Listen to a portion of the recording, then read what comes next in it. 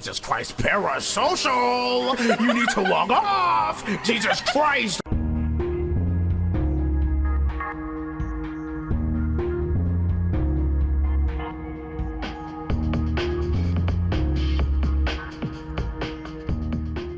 Hi, everyone. Welcome to this week's episode of the TFTuesday Podcast. My name is Zill. K-libra is with me as well. I don't think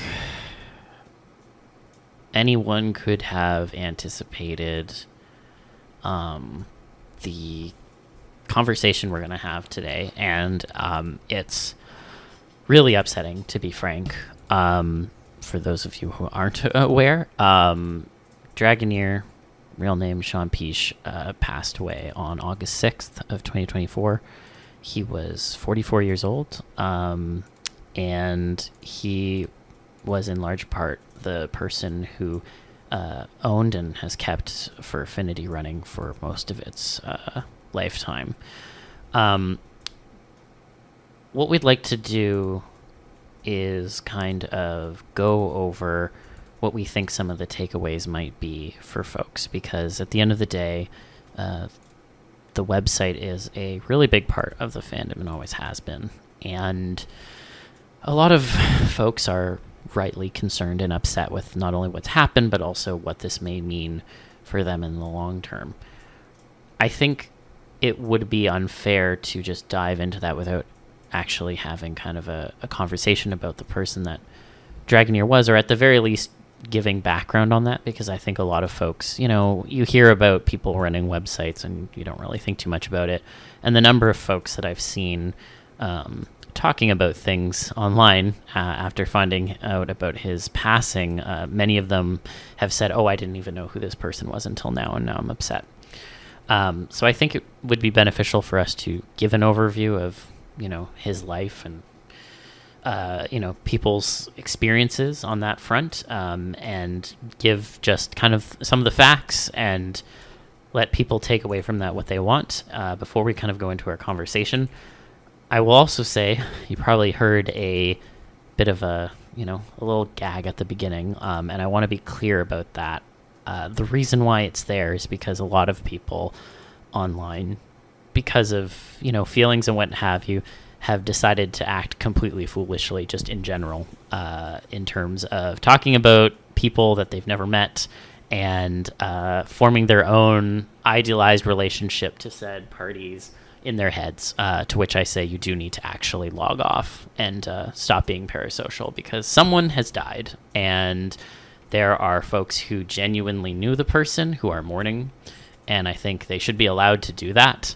And I think that folks who never knew the person, who are trying to make this about themselves, are detracting from the actual situation and the person who he was and the people who care about him. So I recognize that may come off as a little bit flippant, but genuinely, if you didn't know the guy, you shouldn't be trying to take up a shit ton of space that people who actually knew him should be taking up.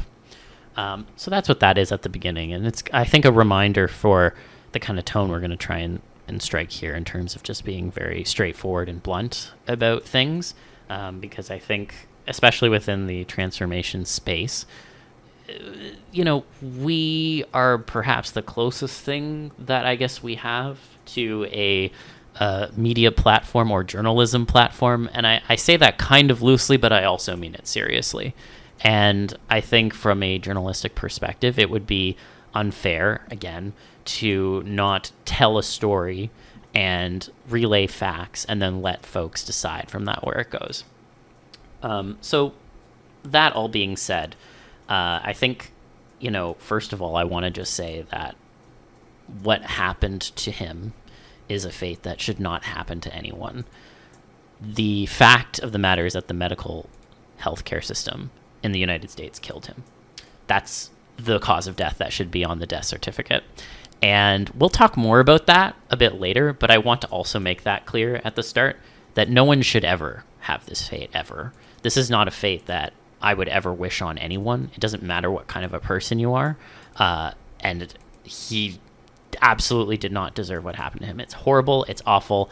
I hope that his estate or his heirs or what have you are able to actually get some sort of settlement from the University of Virginia health system, because the University of Virginia health system has a very long and documented history of fucking up, just point blank fucking up, and people have died over it. And Dragoneer is not the first, and he will also not be the last. I can guarantee you that.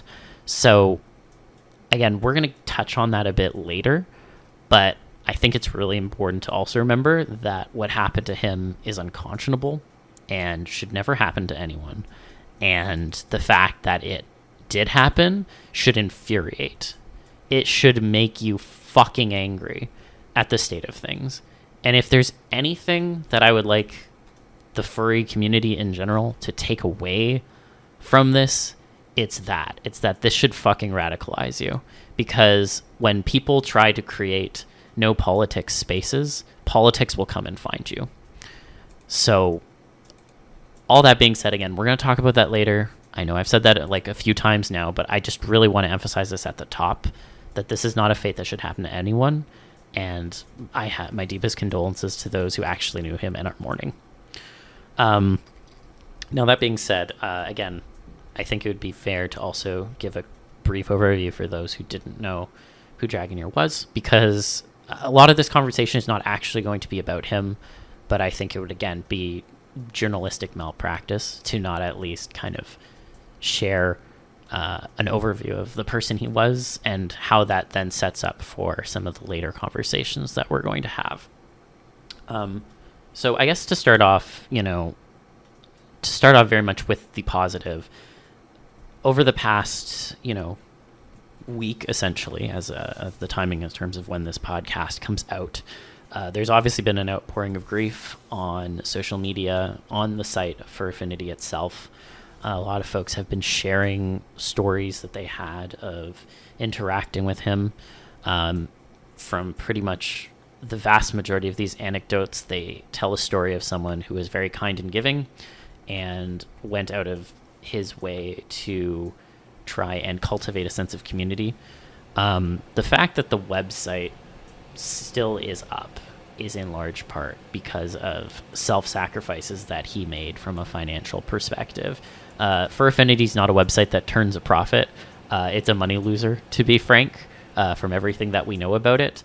And spending your own money to keep the lights on a website that is ostensibly the last gasp of a dead version of the internet that actually gave a shit about artists is commendable.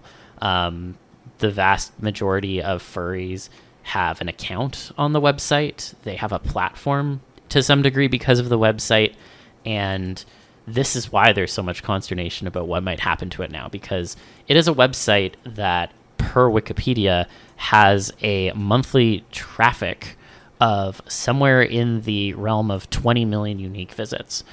That's a lot of people. That is a lot of people using the website every single damn day. And the community of furry, in large part, especially back when it was launched, really grew from that website. It's in a variety of different places now, but it really did start to some degree, or at least centralized at that time. Not start's not the right word, but it did really centralize from there when it launched in 2005. And to be clear, the website itself was founded by Alcora. I think there's been some, people have been saying straight up that he's the founder of the site, and he's not. It's not correct. Yes, that's not correct. He has been the longtime owner. In terms of what we understand, I believe he came into owning it sometime in late 2005 or early 2006. So all that being said, he, since that initial purchase, owned the website until roughly 2015, which was when the website was actually purchased by IMVU. And in 2021, Dragoneer actually purchased the rights back to the website and formed the limited liability company Frost Dragon Art to help kind of sit as the owner of the subsidiary that would be the website. So that's kind of the story of how the ownership has worked over time. And again, I want to emphasize that because of him, the website has continued in the way that it is. In general, and especially like throughout a variety of different spaces and such, again, a lot of the stories and anecdotes that folks have shared speak to someone who was selfless in many ways and gave generously to those sometimes that he didn't even really know. I've seen stories about like, artists saying, oh yeah, like my tablet broke and he bought me one, never really asked for anything in return, and a lot of different stories like that. And frankly, you can't really go very far without finding some of these stories. So I'm not including any specific ones because I don't think necessarily those people have given the license for that kind of like conversation around their anecdotes, but I encourage folks to, if they are curious to hear more about some of those stories, to actually go and look for them. But again, I want to underline that, again, the website exists very much because of the financial and, emotional investment that he put into the website. And as I think I saw someone else say, the website is very much something that, again, is from a bygone age in a sense, but it's also a website that, for the most part, still cares about adult content. And this is a website that, in some cases good, in some cases bad, has always tried to make sure that purging of art went to a minimum, and we'll get to that. But above all else, it was a website and is a website that has, into the Puritanism that has kind of permeated throughout the internet, it has stood the test of time in terms of allowing for that. And so I think it would be unfair not to talk about that. And I think that is a very tangible impact. And, the impact that has then had on millions of people, as I mentioned earlier, is incalculable. So at least on that front, I can say pretty wholeheartedly that has been very much a net positive on so many different people's lives. Now, that all being said, like I said, I am here just to kind of share some of the facts, and I will let other folks kind of draw their own conclusions, but no kind of overview of someone's life or obituary or whatever you would want to call it is complete without sharing at least the most impactful things that came from a person's actions or life. And so there are some other things I think that people have in the rush to kind of sanitize things and, again, form some of those parasocial connections, and, to be frank, in my opinion, get a little bit of celebration for saying what's quote unquote the popular thing at the time, peer pressure and all that. There are other impacts that his actions or his life had on other people that were not the level of positive that I've just laid out in kind of that opening section. And again, I don't think it is fair to anyone who has been impacted negatively to also not talk about those things, especially in a medium here where we're talking about journalistic malpractice and omitting things. And that is the last thing that I would want to do. So I'd like to just kind of, again, share briefly some items from that element of his life in particular. We actually got permission from Lagoviert to use some of the clips that we'll just be sharing. And again, I'm going to be presenting these as they are. I'm not here to provide commentary. Again, I don't think that's counterproductive. But we're going to go through a few of these. Or Almighty Torah. His qualities include being a friend of Dragoneers, on top of being a registered sex offender by the name of Daniel Lamas, who had been convicted of sexually violating a 14-year-old boy in 2001. You see, in 2009, a user on Fur Affinity was using the site to spread awareness of what Daniel had done. As he caught wind of this, he will run over to Dragoneer in hopes that he would deal with the troll. However, during their conversation, Dragoneer would find out that Daniel had been using the site for horrific purposes. going to underage fur affinity users and soliciting nudes from them. Now, this is something that should enrage and anger someone. Imagine a friend of yours was using your home to appeal and indulge in their disgusting paraphilia of getting off to young children. Some people out there, if they found that out, would probably be getting arrested themselves, covered in blood that wasn't theirs. Dragoneer, on the other hand, felt sad that now he'd have to ban a friend from his site. He was torn that he would have to remove a convicted pedophile from Fur Affinity, let alone report what he was doing on site to the authorities. And while no sign of Dragoneer reporting Daniel to the authorities can be found, it wouldn't be wrong to assume that he didn't, because what was public was Dragoneer tweeting. One of the hardest things you can do as an admin is ban a friend. A good friend. Tonight I had to, and I hate myself for it. Just forget the fact that a known pedophile was using his site to get nudes from children after being convicted for actually raping one. So that would be two events where Chew Fox have been banned for their behavior outside of Fur Affinity.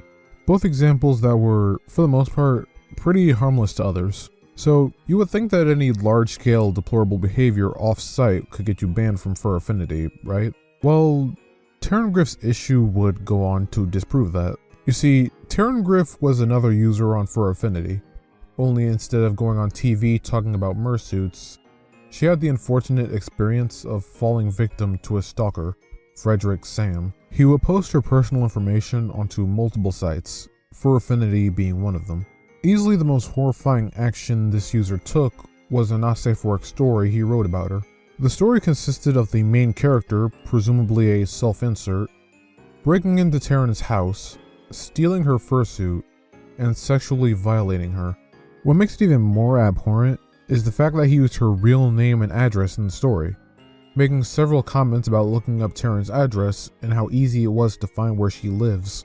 This user was being genuinely harassed on and off site, so you would think a Fur Affinity admin would at least do their part in keeping someone like that off of their site, right? Instead, you have Terrangriff trying to get attention from the staff only to be ignored time and time again. As you would expect with a lack of action from the staff team, she would take the issue into her own hands by writing a journal calling out her stalker and warning other users of his behavior.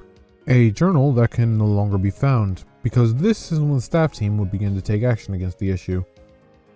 By deleting Terrangriff's callout journal, because she was supposedly harassing her stalker. Dragoneer would say how he didn't see a problem with how it was handled, saying that the stalker's actions were mostly off-site, and therefore out of his jurisdiction. He even thinks that being ignored by site staff while a stalker is harassing and doxing you isn't a good reason to leave his fucking site. He said, the admin took the right course of action in this case. I don't feel it's something to leave FA over, as if it happened on FA, it will happen on any site.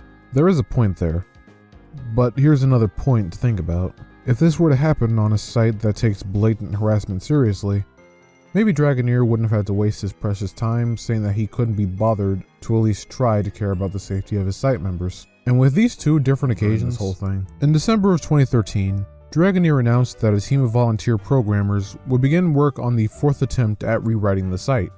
This attempt named Project Phoenix. Now, the leader of the team was notable cub and furry infidelity artist Zosh. And during this time, Zosh also had the pleasure of being an accused sexual violator.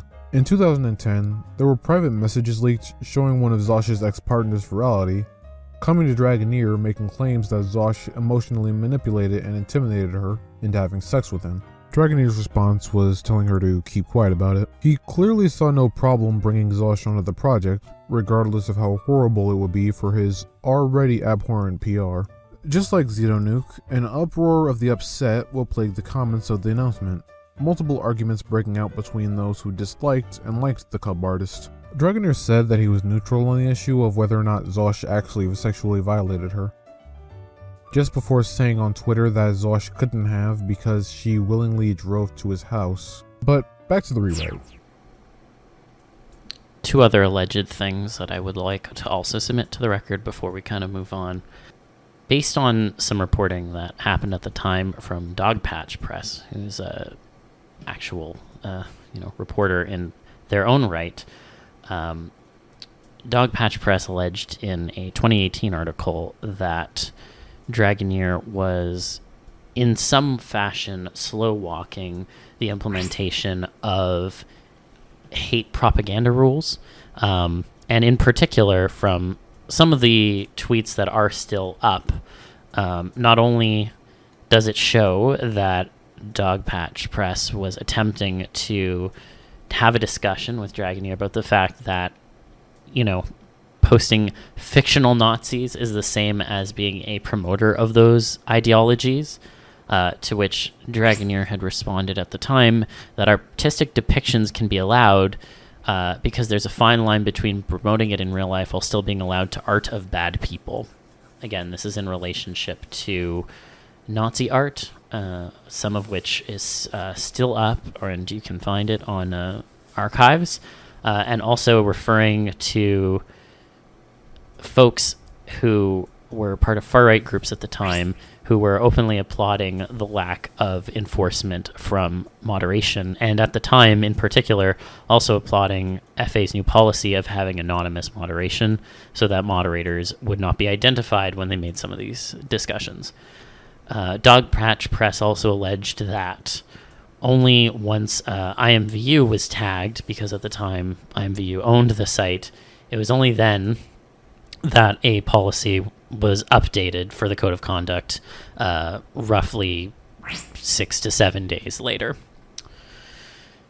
The final thing that I just want to raise on this is also the well-documented history of Dragoneer's defense initially of cub art in particular, going back all the way to 2007, and on more than one occasion posted about how he felt that that was appropriate art that should be maintained on the community. And it was only in 2010 when payment processors pulled their okay for actually working with the site that the policy was reversed. And forever afterwards, there had never been any sort of retraction of those views about that art or anything of the like. So, again, I think it's important for us to be open and honest when we have these sorts of conversations as to the full picture of someone's life. And I want to be very clear. Again, I'm leaving these items up for the audience to have their own reflections on. But above all else, I don't think there is any person who's ever existed that is fully in the black or white, as it were. We all exist on the spectrum of gray. It really just depends where on that spectrum you fall as a person. And I understand that there are some folks who may feel that this is too soon to talk about these kinds of things, even though it's been a week. But unfortunately, we are also here for the living, and the living include a large amount of artists who are very unsure as to what is going to happen to their livelihoods right now. And it's important that we have these conversations now so that we can potentially hold some of the still living to account in terms of what happens next to the website. So, all of that said about Dragoneer, I think it would be good for us to kind of talk about what the future might hold for the website. And in particular, there has been very little information that has actually been directly shared with the community right now.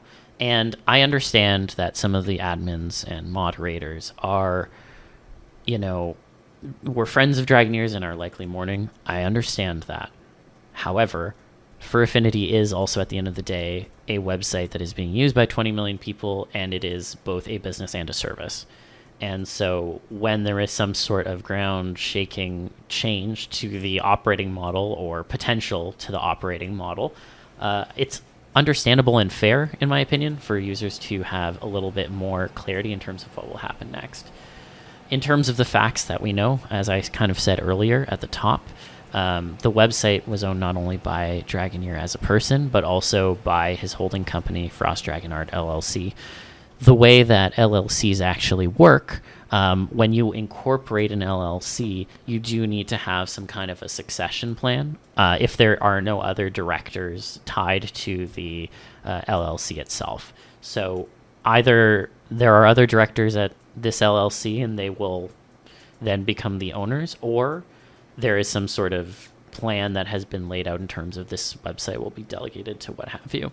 So I don't think there's necessarily a risk in terms of everything I've read legally, in terms of the website suddenly being owned by the government and going into, I forget what the legal term is, but, going into trust almost when someone dies intestate.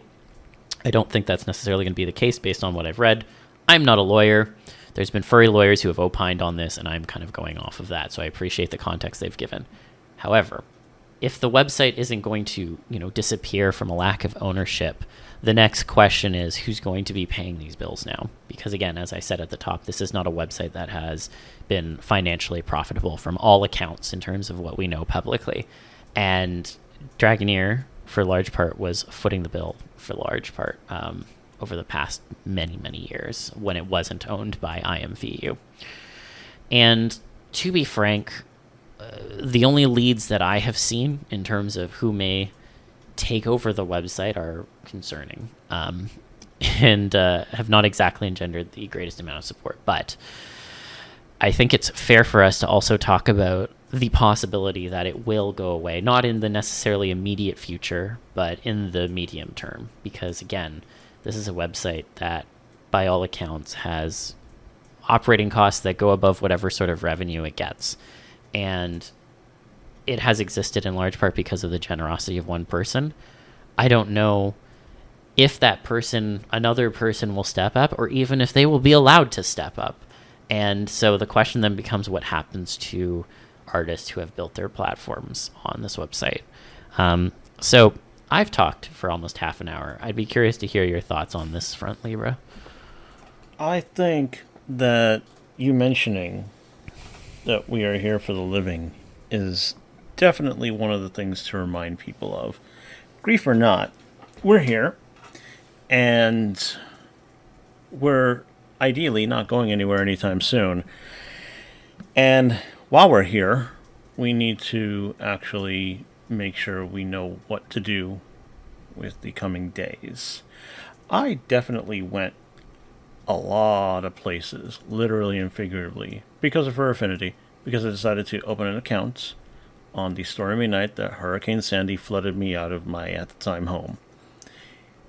And it's quite a thing to know that the sign-up date on the website is the night that I watched the ocean lap waves up my street, and then realize that because I opened an account, I opened myself up to opportunities, friends, relationships, travel.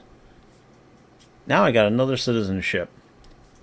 That is because the website allowed me to do what I wanted to do. Now, if other people don't get that kind of opportunity because this gets flubbed, we need to know.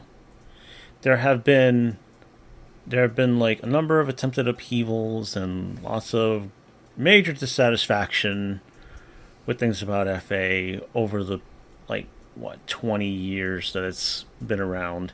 Mm-hmm. Almost 20 years. And that should not be ignored. When somebody dies, that is the tough thing that people need to be ready to work around. You need to be able to do something. You can't let somebody just stay where they are. You need to actually manage a lot of things. The death of a loved one is a responsibility. So, yeah, this also means that we can't stop. And now, with the prospect of the site going away, the questions then become like, oh, do we go to another website? Does somebody make a new one? Blah, blah, blah. Lots of questions. Making a whole new website that would attract enough people to become socially and financially viable is an extremely tall order. FA is very much a comfortable thing, even if you hate it. You know, that saying, the devil you know is better than the devil you don't. And also there's establishments. Zill and I have put ourselves in a few places, but, mileage varies, doesn't it? Especially when it comes to different policies. Some sites will not allow you to do certain things, even if it's technically on the list of rules that you can. I've never been able to fully post the body of my work on that website because of certain rules, which Yeah. I'm not going to litigate right now. But Yeah. yeah, So, you know, yeah, I need to know what I'm going to do. What like, because in the meantime, if I need to do something, if I have goals, or if I have to act fast in an emergency, this was a way to do it. And, you know, it's become pretty good to know that my body of work can allow me to act on certain things. Open for emergency commissions or talk to people or anything like that. It's really wonderful for that. So, owner's gone. We're going to talk about the prospects because if it hasn't already been clear, I was somebody who, when I was first out on my own, when I was finally able to make a situation where I could have my own apartment, or at least, well, share one. I couldn't have one on my own.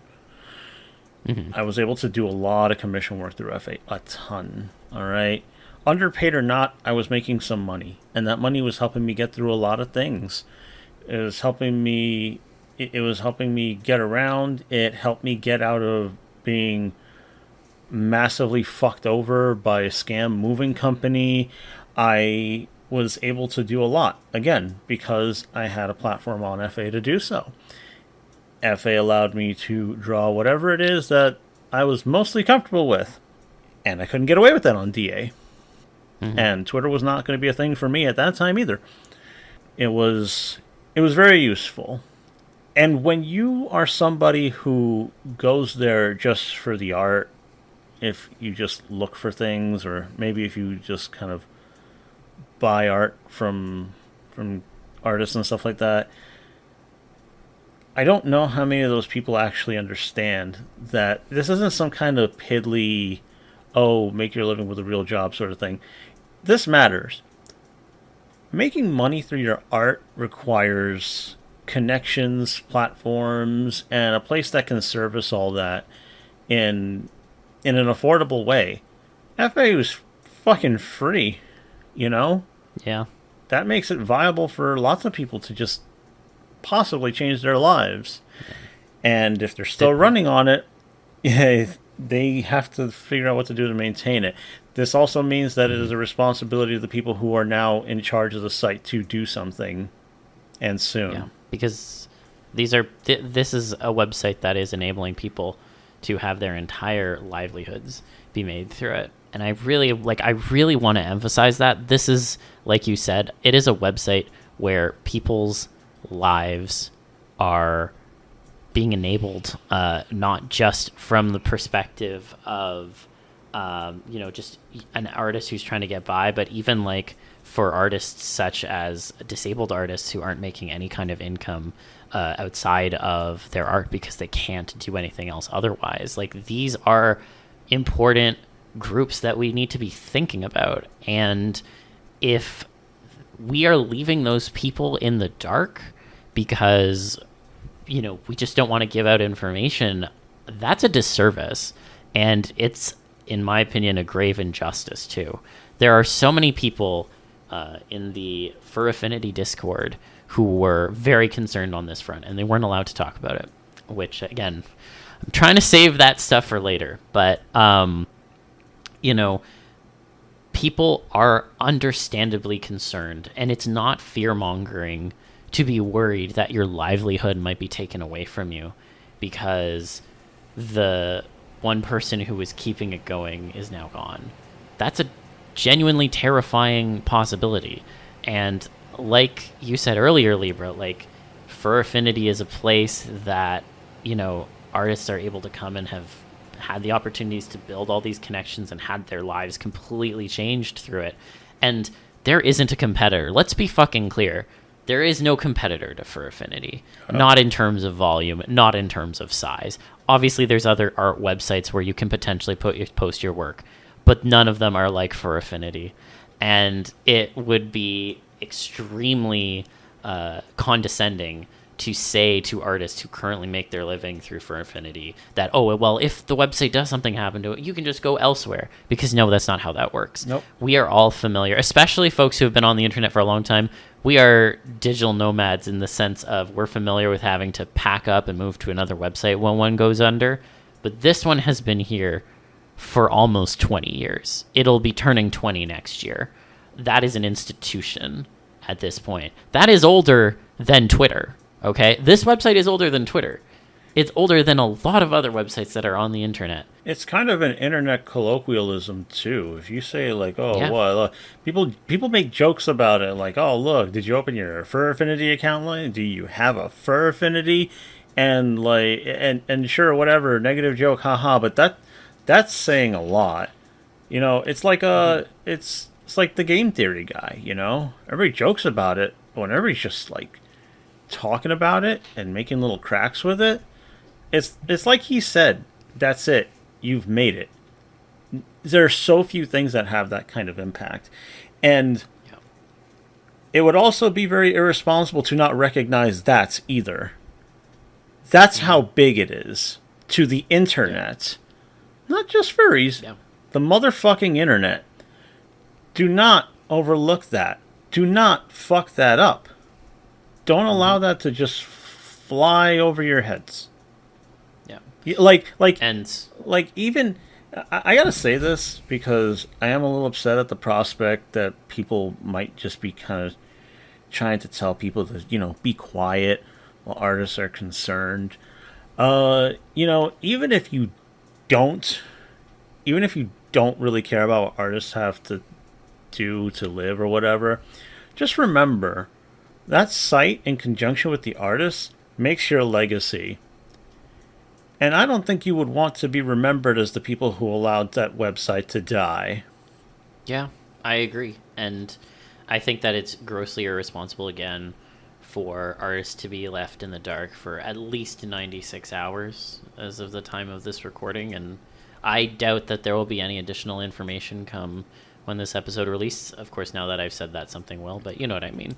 Like, that is not a length of time that people should be left worrying, am I going to be able to continue to feed myself?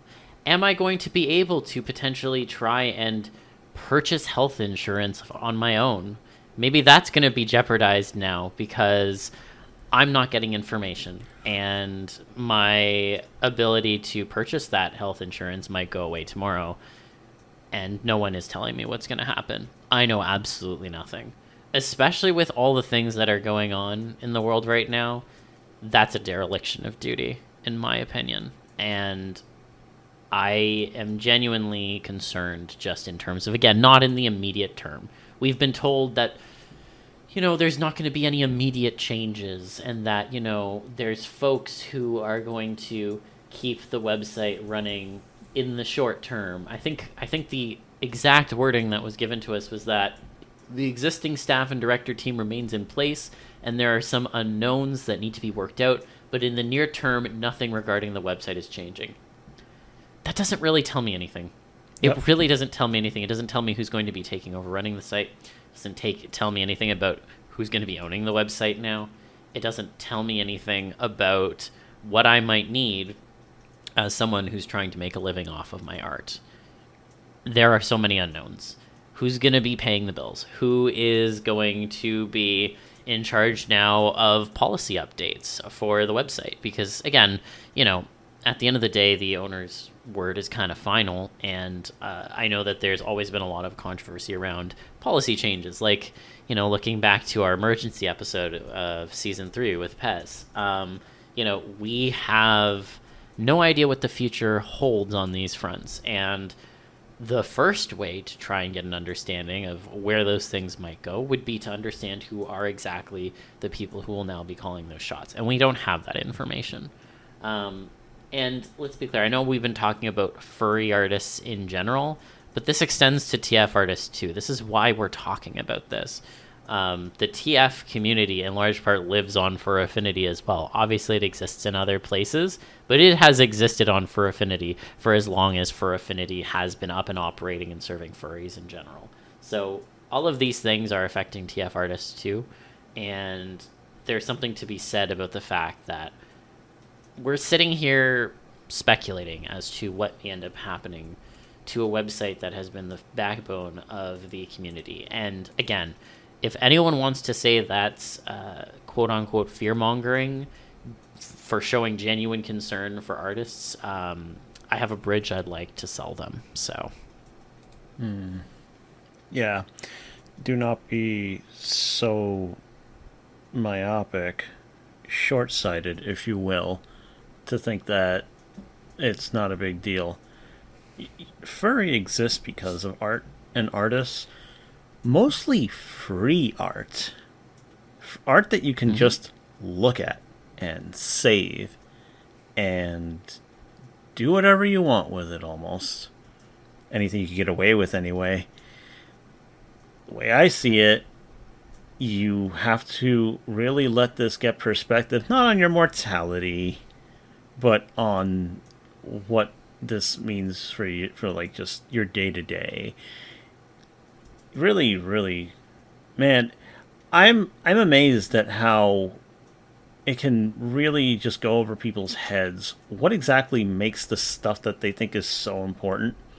You know, I really am kind of shocked, but you know that's a lot of things. I think being grateful for something and like expecting something or whatever is fine. Just you really gotta know that nothing exists just because. Nothing just is. It was a coalescing of people and attitudes and, you know, and just luck. Lots and lots of luck. What can I say? You can't just make this happen again. Not easy. It's not easy.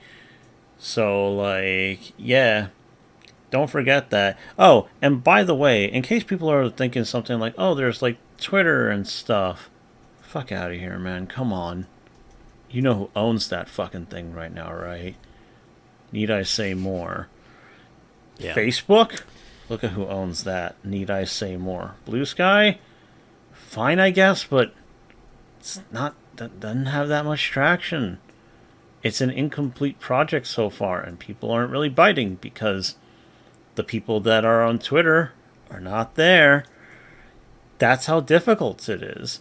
Blue Sky is just Twitter, pretty much. Yeah, pretty much is not enough. That's why there are so many people, myself included, still on it. It's useful. And in some cases, still make some friends. You know, the social part of social media. That can be nice. Yeah. Just everybody needs to remember that. Everybody. And if you're a creator listening to this, and you got friends that maybe don't understand, talk to them about that. Because they need to actually get some perspective on it. Yeah, I think someone described to me there were two types of journals they kept seeing on Fur Affinity in the aftermath of hearing the news about Dragoneer's passing. There were one set of, or type of journals that was, of course, you know, mourning Dragoneer's passing. And there was another set of journals worrying about what this means for their future. And I feel like all of the oxygen right now has been focused on the group in the former camp, and I understand why. Again, people absolutely have the right to mourn and should be given the space to do that, but that also means that people who are concerned about their livelihoods should also be given the space to do that as well. And when it comes to running a website, I understand if you need to take, you know, you need to step back and step away, but if your entire admin team goes dark, then I have grave concerns as to how you're going to run this website in the future, especially for, you know, as long as that time period has been so far to date. I would like to return to the other pin, though, that I put in earlier. And I guess that pin is two parts.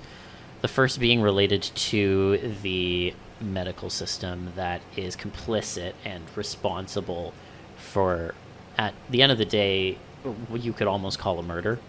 And there's also the issue of who potentially takes over in the future. And I will be very frank on this. When I saw on the Fur Affinities Discord the person who was officially coordinating the responses, I think my jaw almost hit the floor because it was a callback I did not want to have. The episode that we did when the policy was being changed, you might remember from our very colorful thumbnail, again, very artfully illustrated by Pez, some choice comments that were basically boiling down to phrenology from a bygone eugenicist era around determining if someone's an adult or a child, as well as saying that Mew is an embryo. And that was our good friend Luffy, who also was the person who seemed to be coordinating that response this time around. And in particular, and I really want to show this image in terms of what was said, the last point in the official kind of like announcement, so to speak, was saying that now is not the time nor occasion to debate the healthcare system. Please be respectful. That was the comment. So if your boss is murdered and your reaction is to say, well, let's not talk about who murdered him, I think, frankly, that you need to get your head examined. Not just who murdered him, but that the killer would still be at large. Yes, because what that tells me is that you care more about some quote-unquote semblance of peace in your space than you care about doing the right thing. This is absolutely the time to be talking about the healthcare system, because it is like you said, it is a serial killer at large right now. This is a system that does not give a fuck about people living or dying. And it has a disproportionate effect on disabled folks, on people of color, on trans folks, on women in general. All of these different groups, which are overrepresented in the furry fandom, for the record. All of these people have a increased likelihood of negative interactions with the healthcare system. And we are talking about a country of over 300 million people who have their ability to access healthcare in large points tied to employment and their ability to make income. And the furry community, as we've talked about, is also disproportionately higher in terms of having folks who do not have traditional forms of employment and therefore do not have access to health insurance, like Dragoneer, who did not have health insurance after he purchased the website back from IMVU in 2021. So if you are looking at this and you're looking at how the medical system mistreated and was directly responsible for Dragoneer not being able to get life-saving healthcare that could have saved his life, and your response is to say that we shouldn't talk about it on that website that he used to own, all I can say is go fuck yourself. Okay. I've been listening to you talk, and it's going to be really weird to say this, but I'm the American in this conversation. So people are going to fucking listen to me, and if they don't want to listen to me, you can actually come and fucking fight me. I am a chronic asthmatic. That means that growing up, I had to avoid doing certain things nearly at all costs to avoid the idea of my, not the idea, but the fact that my lungs would stop letting me inhale. If you're one of those people who did make fun of people with asthma, I hope you stopped. But if you didn't stop, it really is one of the most terrifying things to not be able to breathe. I'll always remember the time that I was stuck in the hospital with my mom next to me holding my hand, fighting with every nurse that she could while I was just in the hallway on a bed, and I had no energy in me. My mother was terrified because I was limp. I could not get the oxygen in my body fast enough. My blood oxygen level was 40%, okay? And you're thinking to yourself, well, you got to go to the hospital. Well, dipshit, my mother happened to have a job where the health insurance was good enough that she could keep taking me to the hospital because my ass had to go a lot as a kid. Maimonides Hospital in Brooklyn was almost like a fucking home away from home. I was there so fucking much. And what a thing to learn after I got into my teens, that because my mom had changed jobs, I couldn't just go to the fucking doctor anymore. I couldn't just go to a clinic. It was too expensive. That made me really, really confused. Why? I could die, you know?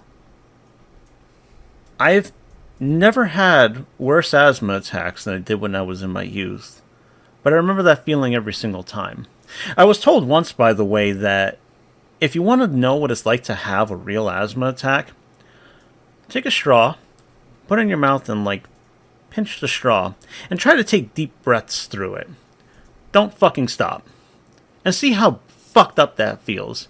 You start to feel that stress, that tension, the fear, the confusion. Why? Why can't I breathe? Why? And I grew up knowing that I could not just go to the hospital because it just wasn't a fucking real option.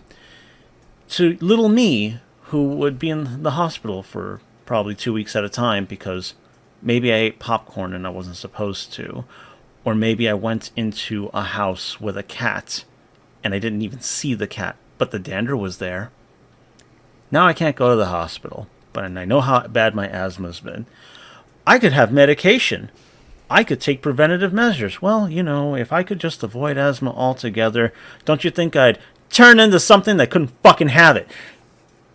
I had to ultimately learn to scrounge for medication that nobody fucking wanted. I had to get medication from somebody who just threw fucking inhalers away. All right? And that was my fucking backup plan to avoid going to the fucking hospital. I could not believe that when I was at my job as an adult, when I had trouble breathing, that I was so lucky that one of the managers who lived upstairs in the building of that company actually had a nebulizer to tie me over until I could fucking go home because I could not fucking breathe. Now you fucking tell me that I couldn't just be driven to the goddamn hospital because it cost too fucking much. And you're gonna tell anybody in my position, which is pretty much everybody, that it's not the fucking time to talk about it? You loathsome piece of shit. Don't you ever find yourself in the same place as me. Ever. Frankly, unless you change your fucking tone, you shouldn't be looking at anybody. The idea that the U.S. doesn't have healthcare as a default is barbaric. Okay? Mm-hmm. Don't fucking ignore it. Because no matter how you're supposed to feel about the guy that died, don't you fucking dare. Do not fucking play. And don't you ever come to a furry convention when I'm around unless you're ready to fucking apologize and fucking say so out loud to as many people as you can fucking tell. Piece of shit. Yeah. I hope that people listen to that and take that to fucking heart. Especially because I know there's significant portions of furries who are not in the U.S. You can never fully comprehend what folks like Libra have had to go through because of how the healthcare system is set up here. I should not have to know that expired asthma medication still works. You just have to use more of it. Come on, man. That's a survival strategy. I was born in the fucking wealthiest country in the motherfucking history of the world so far. Yeah. You fucking sicken me, and people like that fucking sicken me. Yeah. Or learning that, the cheaper way to get antibiotics is to just buy fish antibiotics because they're basically the same thing. Yeah, we shouldn't know this kind of thing. You know how weird it is to talk to a Canadian and be like, yeah, I know you have these meds. Don't throw them away, though, because somebody else might need them. Because that's the kind of mindset that I came here. I really had to get used to the fact that I could call a fucking clinic, see a goddamn doctor, and get something for very reasonable fucking cost. Okay? Canada's healthcare... You can say whatever you want about it, but whatever you're gonna say if it's against it, is you're fucking wrong. Because going from 0 to this, I feel like I could get shot tomorrow, and I'm pretty confident about my odds. And I couldn't say that really about the U.S. because maybe I would want to avoid going to the fucking hospital. Maybe I would have to learn how to dig something out with a fucking butter knife. Maybe I would have to learn to cauterize shit by holding it over a fucking gas stove. Yeah, that's real fucking civilized. This is not the fucking time or place. Some guy died by having fungus grow in his goddamn lungs. Boy, am I glad I grew up in a place where that shit isn't fucking native. That's the last thing someone like me could fucking think about. And I could have just fucking died to that too. Well, someone did. So, don't you get the fucking point yet? Do you not understand yet? Do you not fucking get it yet? If you seriously... fuck you guys. If you have a problem, you can take it up with me. And I'll be glad to fucking... I'll be glad to fuck you guys up over it. Yeah. And this, the most insane part to me, again, is like, I'm not asking them to have to sit down and listen to every single person's story who's had to deal with this, because you just had a friend of yours die from it. Yeah. So if you have a friend, a close friend, I'm sure for many of these people, and that close friend dies, and you still just don't want to talk about this, you were never a friend to them. You are not a friend to them now.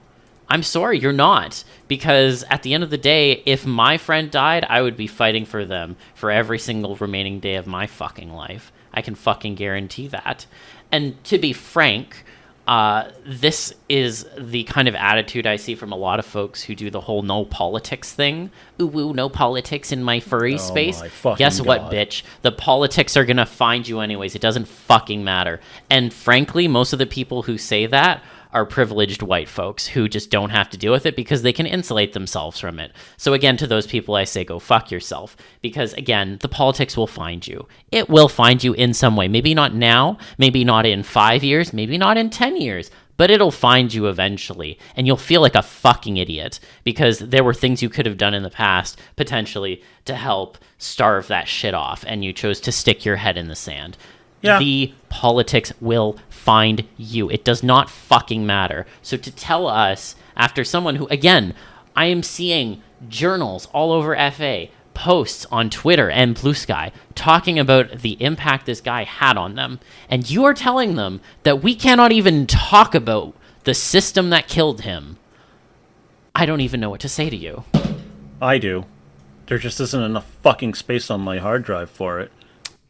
Yeah, that's a good point, actually. And for fucking real, make sure that what you do going forward is better.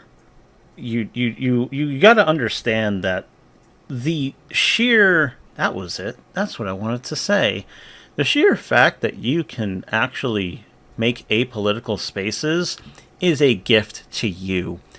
Thanks to, the politics of your government. Because look at what China will not allow its citizens to do.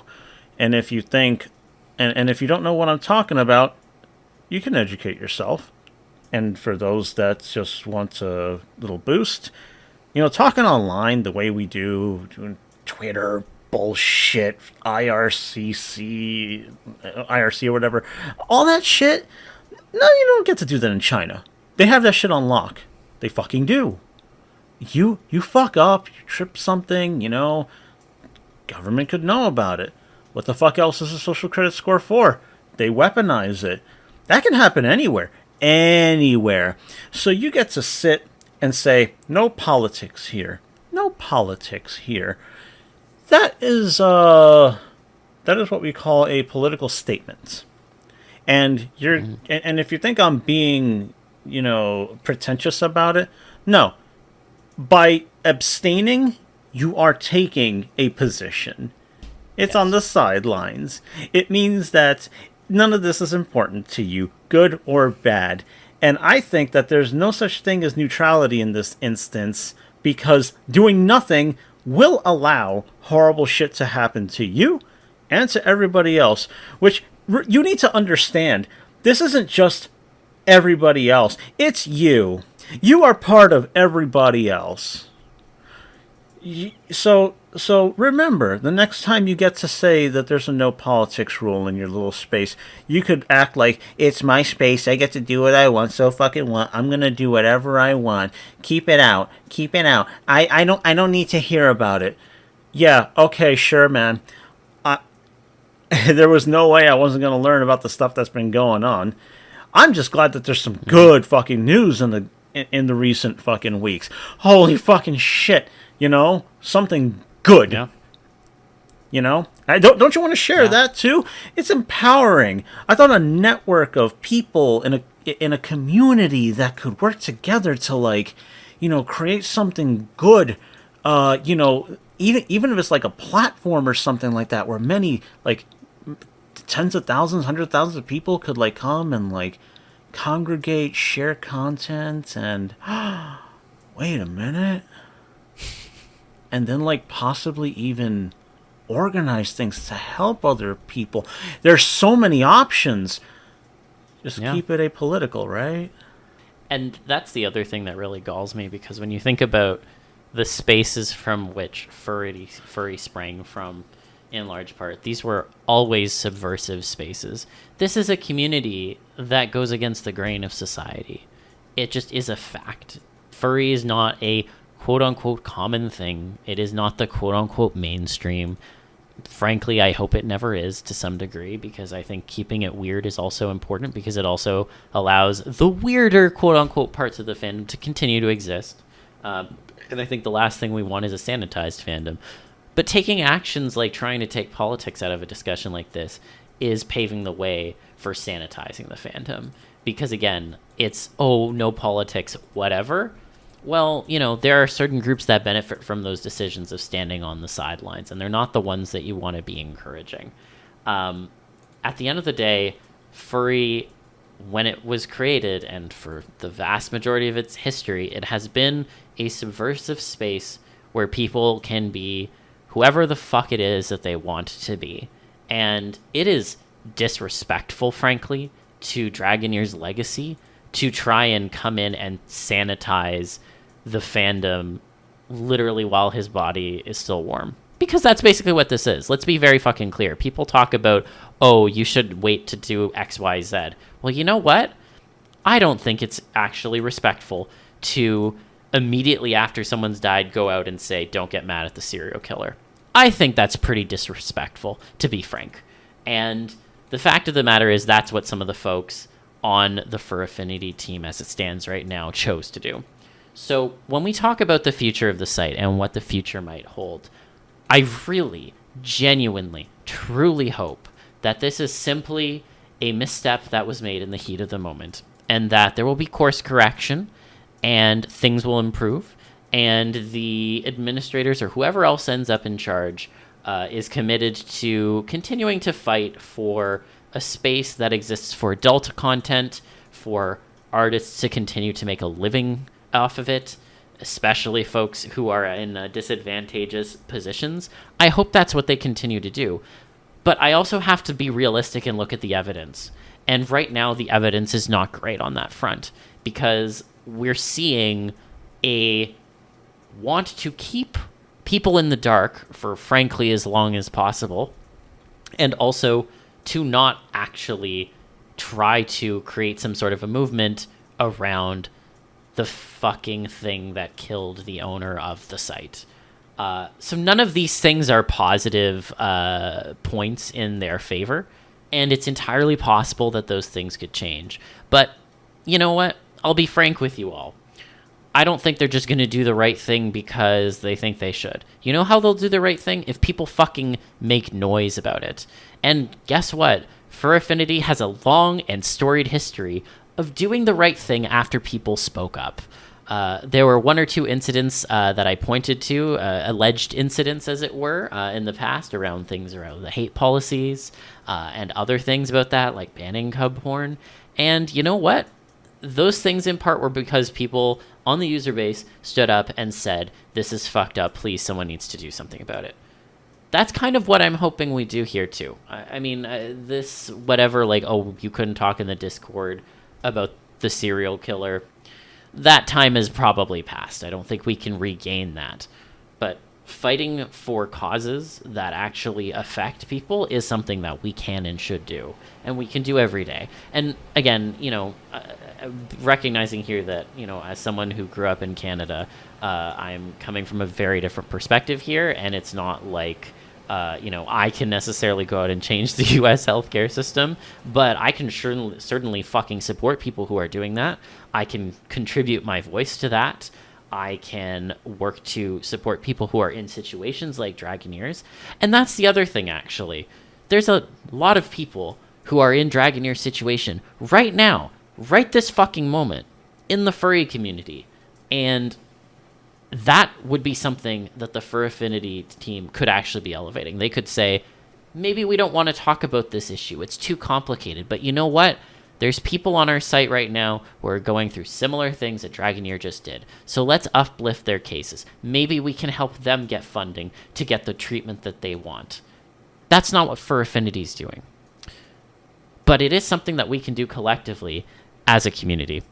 And I want to call out one in particular that actually came to my attention very recently. Actually, it's a TF artist named Surrey Arts, who's going through something that, frankly, is terrifyingly similar to what is happening with, or what happened with Dragoneer.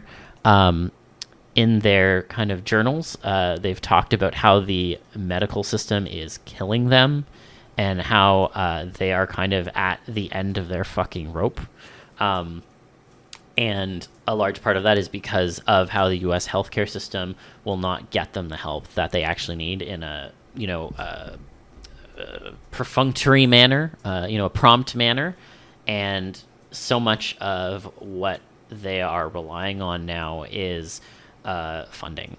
So if you're mad about what happened to Dragoneer, if you really care about making a difference and you have the financial ability to do so, now's the time to actually go out and support people who are in that situation.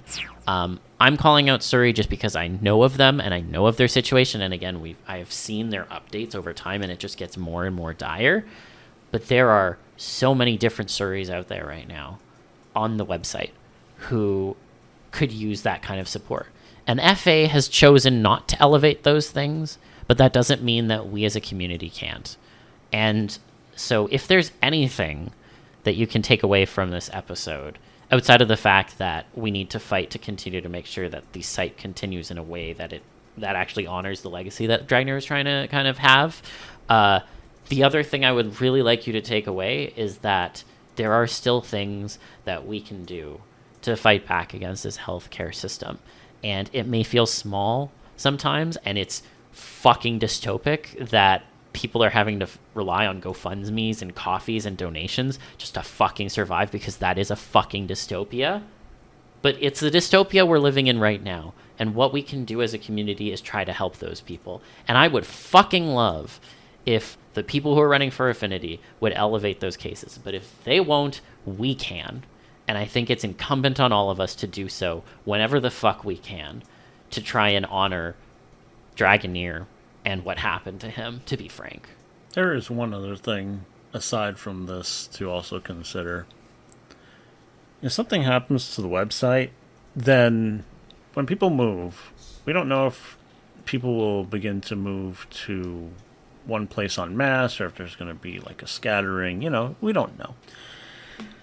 But know that whoever you are, you can learn from the example of what this website left behind, and you can build on it. You can do it as well, make some parts better, and hopefully avoid this kind of thing. Because if you want this kind of space because you believe it is something that people should have, then treat it as such. Have your plans. Make sure that people know what's up and what to do. And, if nothing else, one of the other things that this could also leave is a blueprint on pretty much how to do it right. You can do it right. Just look at this thing and do it right. Hi, everyone. Well, I called it in the video earlier. We got an update on Monday evening So we are recording this in kind of the immediate aftermath of that. There may be additional developments that happen between then and when this episode gets posted on Tuesday at noon, but we're doing our best to keep abreast of recent developments. So for those who aren't aware, on August 12th at roughly 8:20 Eastern Daylight Time, there was a journal that was posted that is addressed from Skiggles, who is the ex-wife of Dragoneer. And the post in summary gives a little bit of information about some immediate things. Namely that Skiggles has been asked to keep Fur Affinity going in his stead, and that she wants to make that happen, but that they are asking for the community to come together and to donate. There is a GoFundMe that is linked to the post. As of the time of recording this, the fundraiser already has more than 2/3 of its donations, and it's only been up for 2 hours, so I'm sure by the time you hear this, it will have funded. There is a bit of a breakdown in terms of what these costs are apparently supposed to go towards, including apparently pending balance that is still due to IMVU for They will the be put on buyback of screen Fur Affinity. for people to actually look over for themselves. Yes. As well as a bunch of question marks as to unknown amount that may be owed to the IRS. Now, I want to be very frank. This does not answer all of the questions that we raised in our episode. In fact, I would say it doesn't argue 90% of them. One thing it does do is it does let us know that Skiggles is going to be the person who will be leading the website from now on. But something I need to call out is that this actually gives us a bigger look under the hood than we ever have before into Fur Affinity's finances, in that it is saying that it costs at least $20,000 a month to run FA.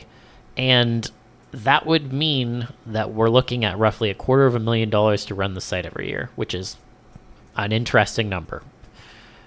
Now, that being said, I don't know who exactly is going to be stepping into doing this funding long term, but as was posted by our good friend Luffy in the official Discord of Fur Affinity, apparently this is a one-time request, and that it's not being, the website will not remain dependent on donors. To which my next question is, who's going to continue to pay $250,000 every year to run the website?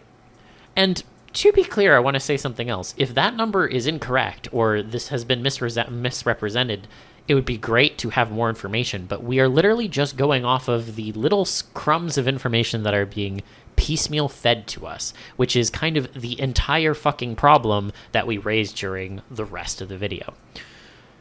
Now, there's one other thing I want to underline here, and then we'll maybe talk a little bit more about that. Throughout all of this post, I understand the need for the GoFundMe.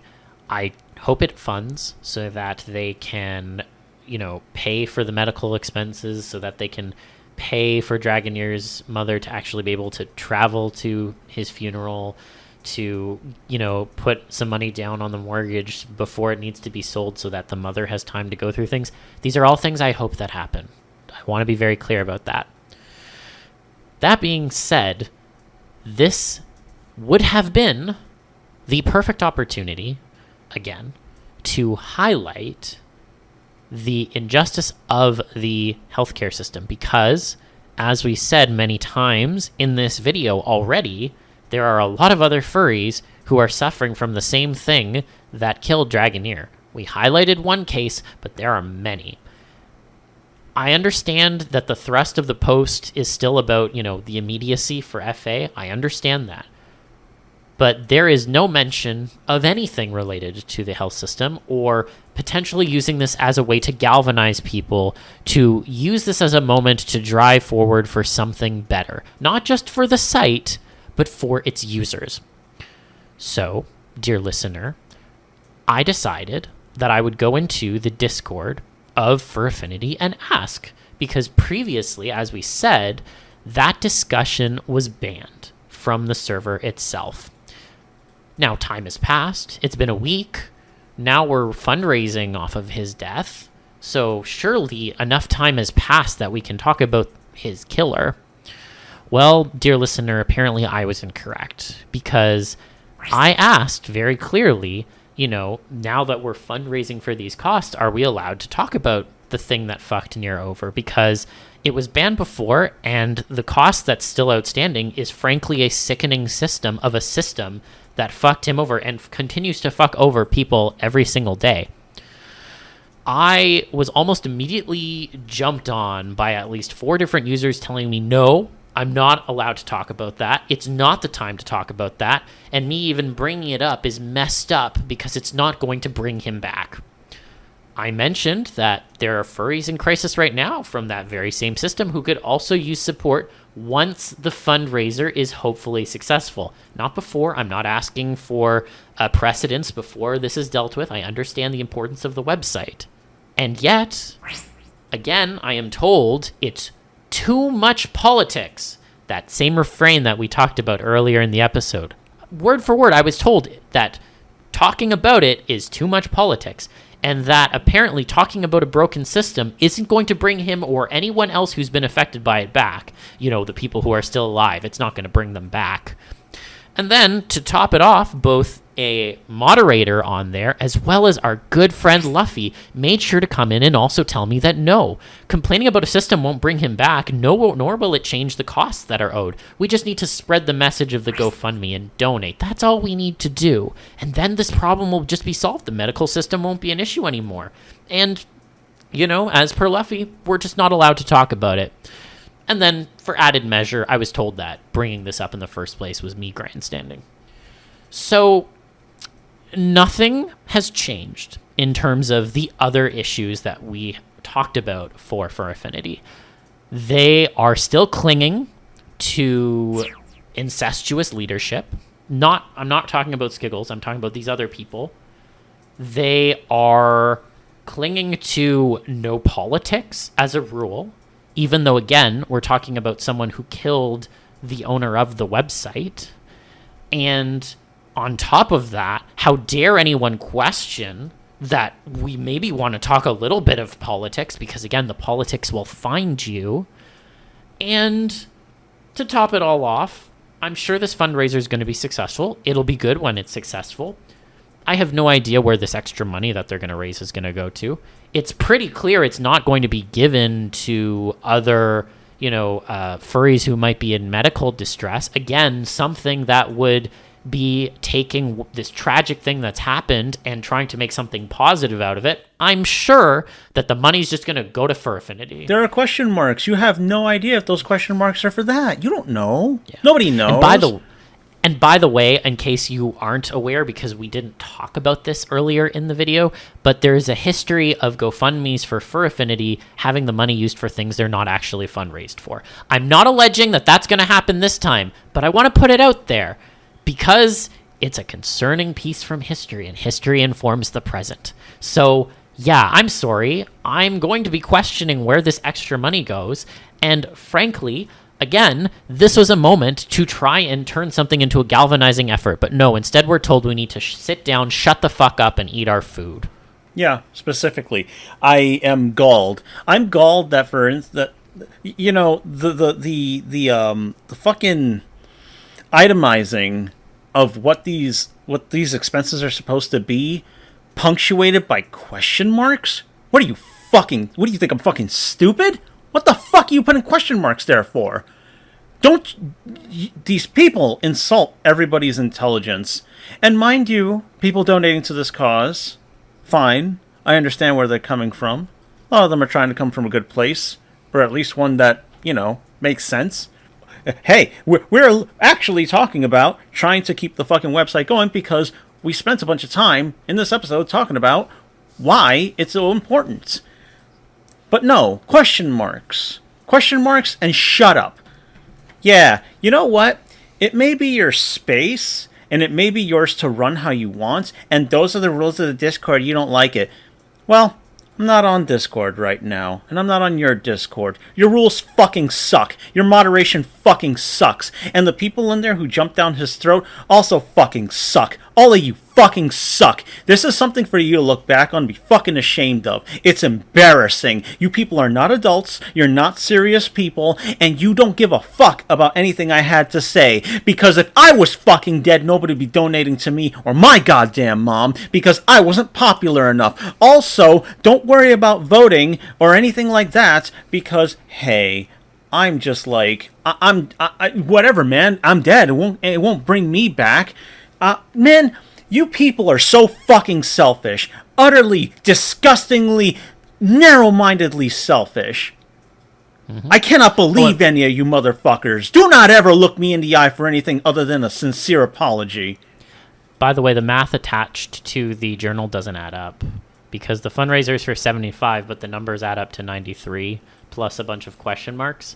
I'm not sure if it's supposed to be interpreted that, like, this is order of, like, importance or something, because it still doesn't really, like, add up. But again, I mean, I don't know.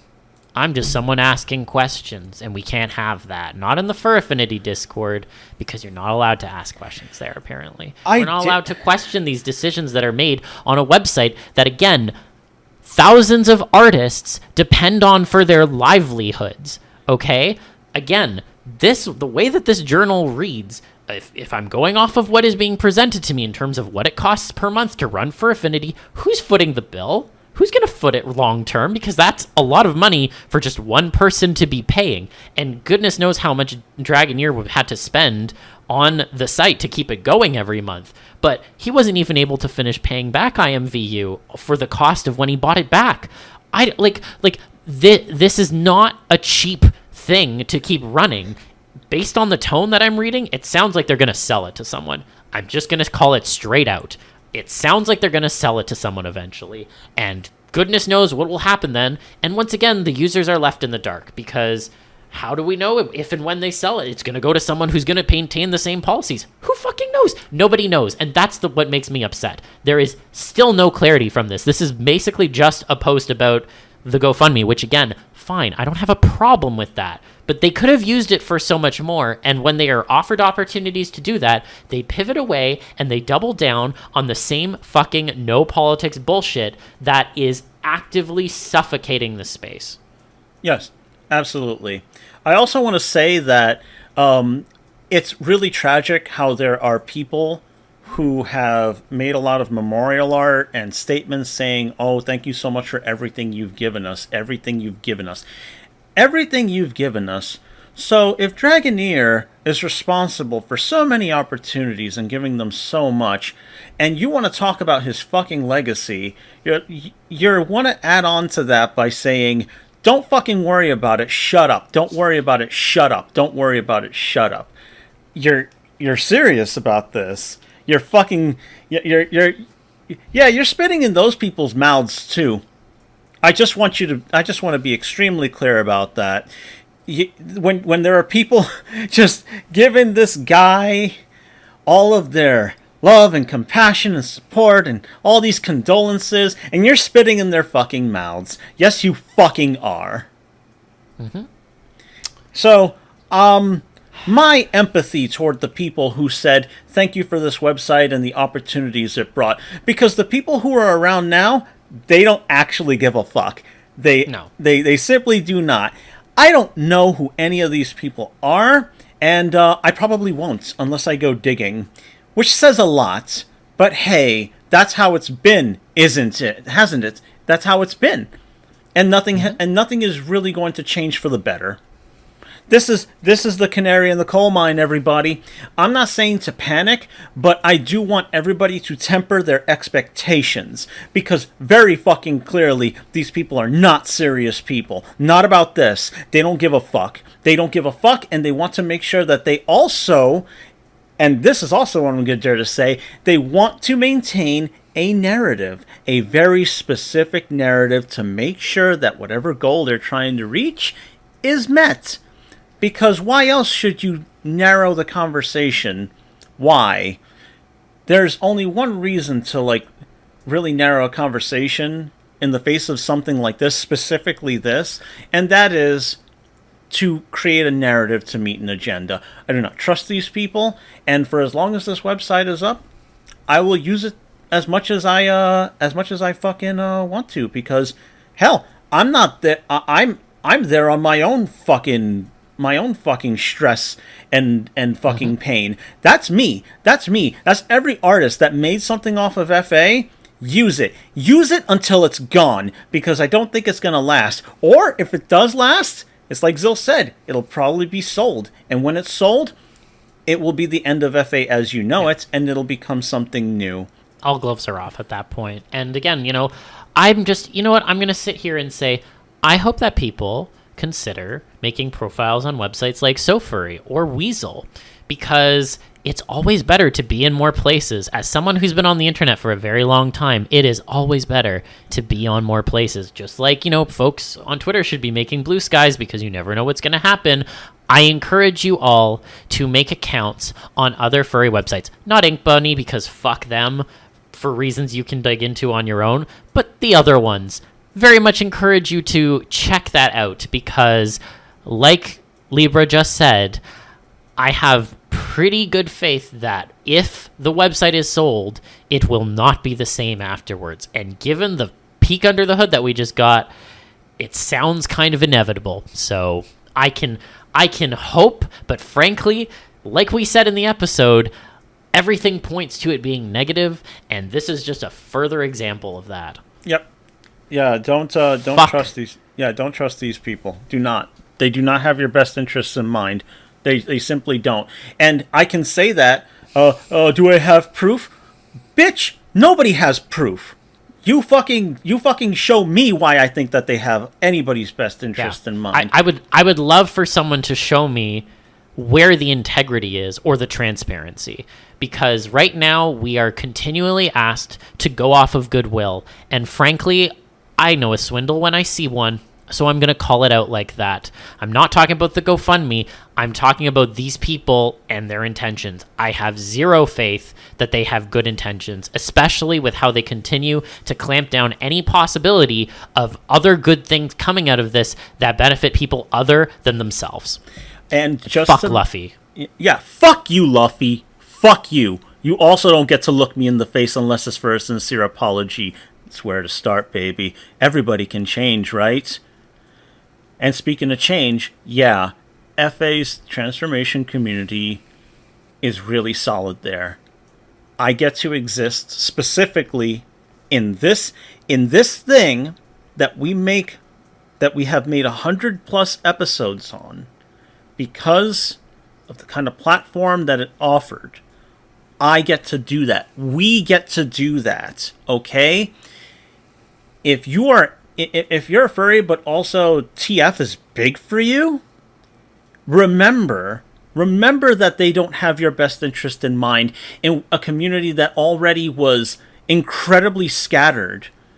Years ago, it was incredibly scattered. Now it's kind of like finding its own footing. It's actually attracting some new eyes. It's actually kind of coming together. People are, even people that were more high profile, are like being like, yeah, I'm into TF, and then people know that it's this transformation thing, not Transformers, the toys or the show.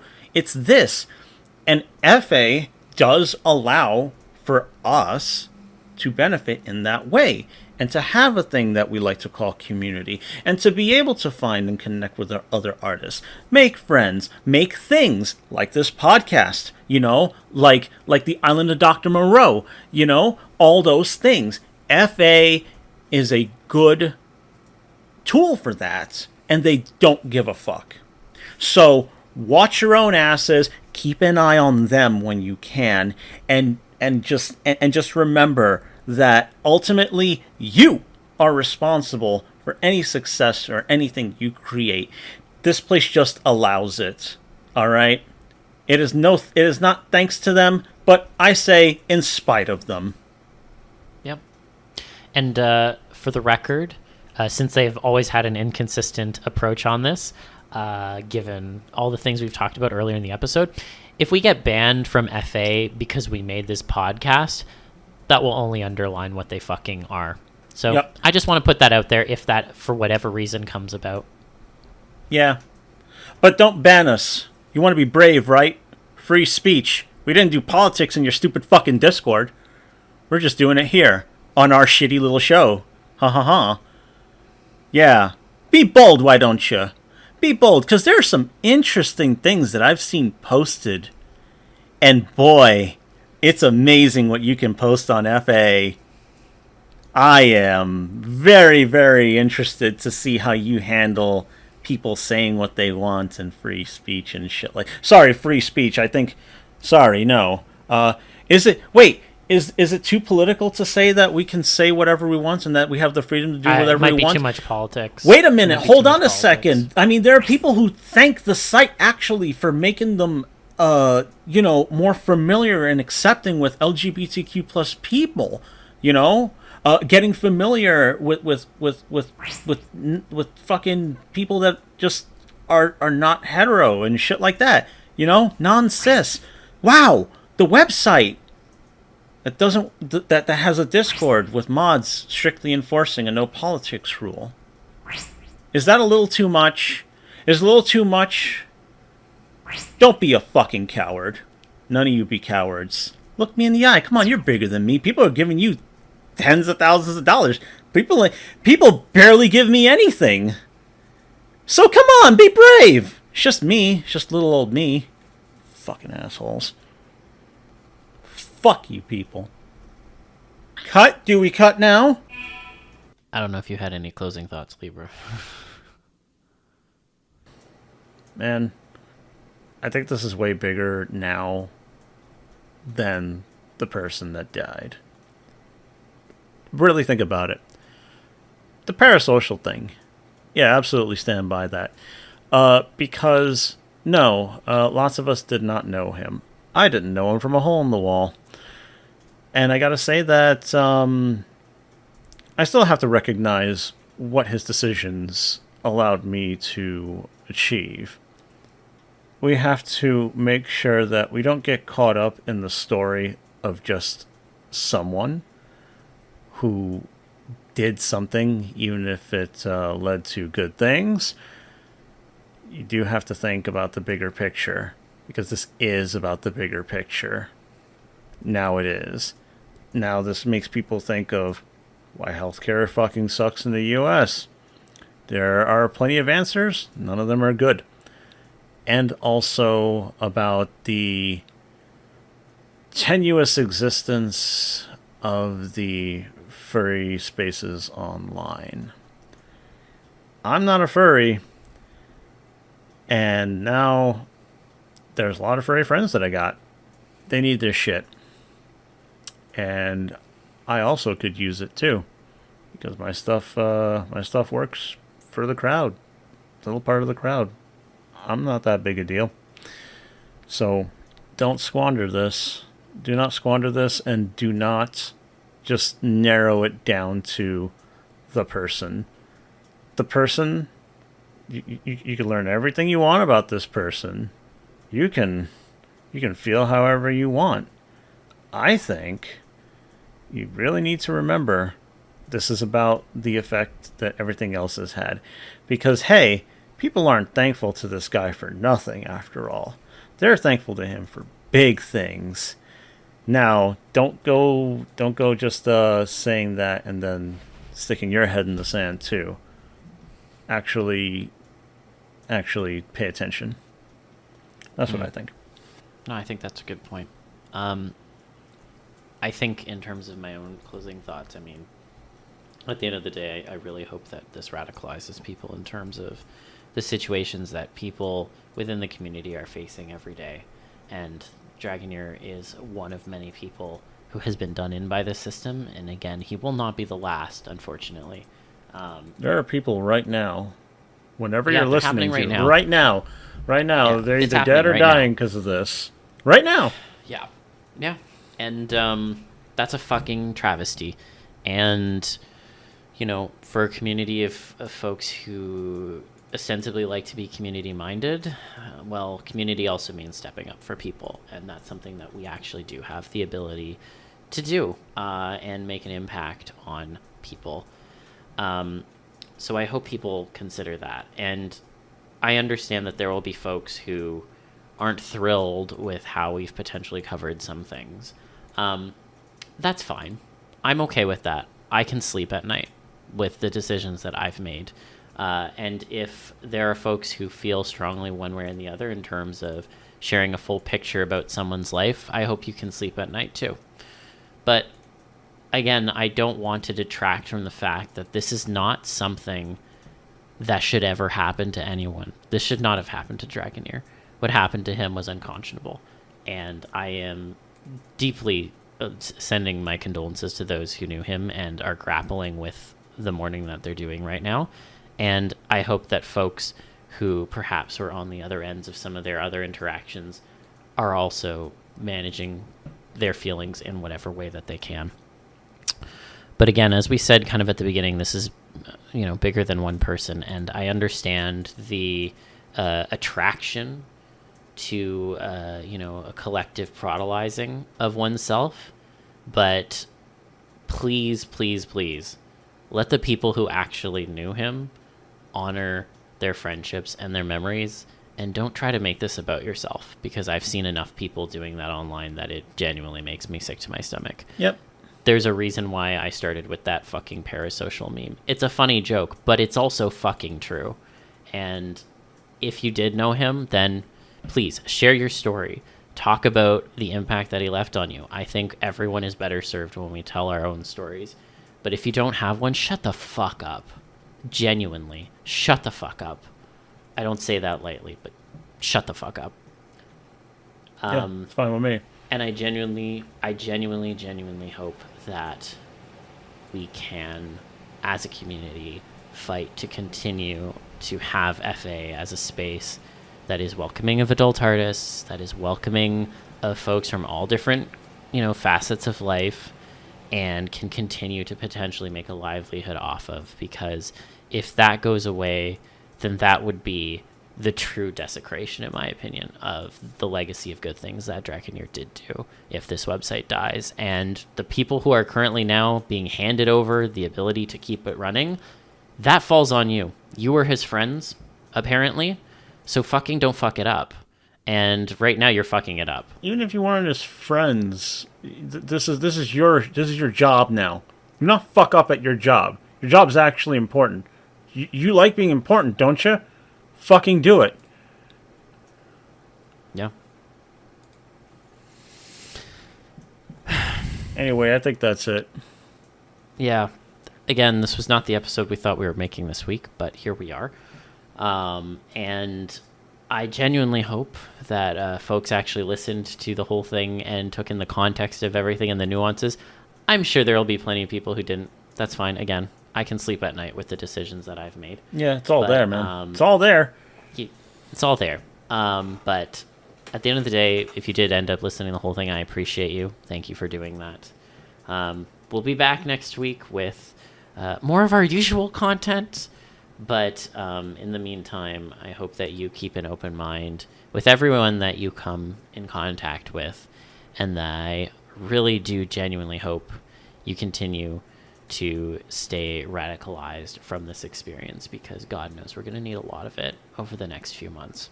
Yeah. Do your part, even if it's a little bit. And if you got something good, like a lot of Canadians do, don't let it slip. It's not funny. Yeah. All right. Well, see you next time, people. Yep. See you next week.